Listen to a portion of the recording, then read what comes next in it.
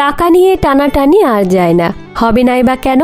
লিখে যা কিছু টাকা আসে সঙ্গে সঙ্গেই উড়ে যায় চপ, কাটলেট, রসগোল্লা, রাবড়ি আর সিনেমায়। তাও আবার একা নয়, সঙ্গে কাউকে পেলেই টেনে নিয়ে যেতেন দোকানে।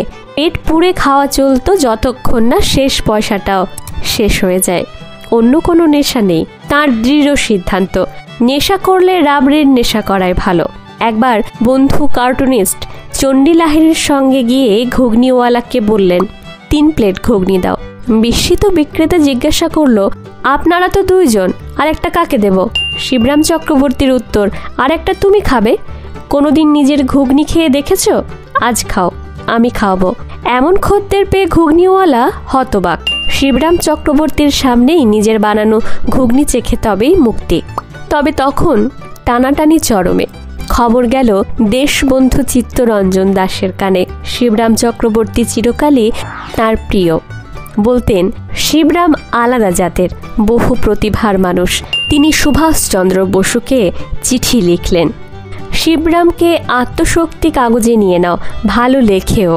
গুরুদেবের অনুরোধে নেতাজি চাকরি দিলেনও, কিন্তু শিবরাম চক্রবর্তী তো শিবরামই।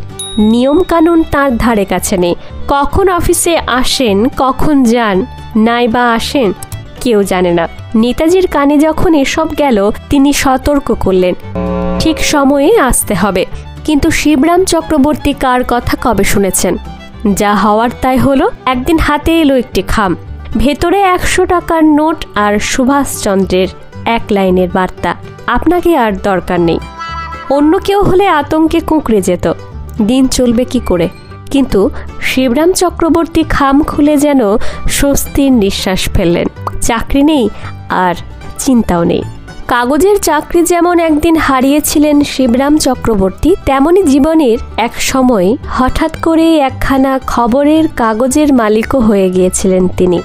কিন্তু সেই মালিকানা তাকে নিয়ে গেল সোজা জেলের দরজায়। সেবার যুগান্তর কাগজ প্রায় দেউলিয়া, বন্ধ হওয়ার উপক্রম। মাত্র 500 টাকা দিয়ে শিবরাম চক্রবর্তী কিনে ফেললেন যুগান্তরের সত্ত্ব, আর নিজেই বসলেন সম্পাদক পদে।